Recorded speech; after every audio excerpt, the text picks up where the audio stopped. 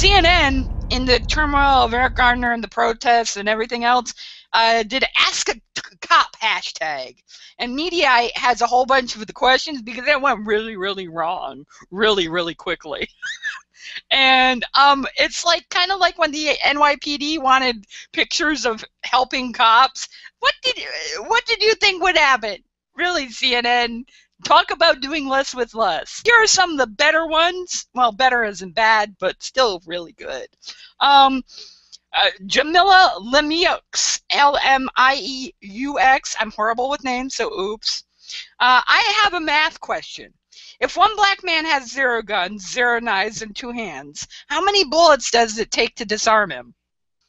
But Mommy Jones asks, CNN, got both hands on the keyboard. Cool if I reach for the remote? Ask a cop. And Marcus Netters, what type of bulletproof clothing should I purchase in case of an accidental discharge of a weapon? Hashtag Ask a Cop from Marcus Netters. So, Haven, little bit of commentary, and do you have any Ask a Cop questions? Or do you have a legitimate Ask a Cop question? I personally try my best to not talk to police officers, whether jokingly, seriously, or any form of communication. I stay in my house. I don't want you looking at me. I won't look at you. You go do what you need to do. I'm going to do what I need to do. And let's just have an amicable dislike of each other and be separate. That's just me. But this is really funny. The only thing that I find, like, of course, this is Twitter, so everybody's going to drag the cops out left and right.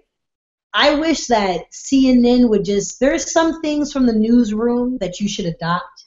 One of them is getting like a young 20-something-year-old that knows what the fuck they're doing with social media and putting them on there so that you don't look like an ass clown when you're trying to do these heartfelt things. Like, they're totally missing the pulse of everything that's going on.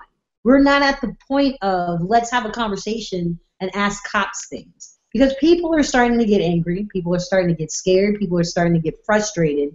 And the one weird thing is that when the ghetto kid in an inner city and the redneck that's on some kind of fucking farm starts seeing the police and that conspiracy on the same page, that's something to worry about.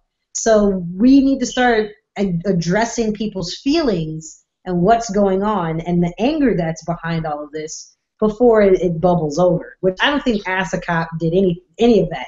They just pretty much pissed off a bunch of pro-police officers, and it was a way to vent for all those other people who feel unbelievably frightened from cops, which I am terrified of police officers. I don't even want to. I see uniforms. Oh, no, I hear you, Haven. I am too. I'll tell a real quick story, and then we'll throw it over to Lucy real quick. I once had to explain to a Las Vegas sheriff what a bear was in the gay world, and that was the most awkward conversation I've ever had with a police officer.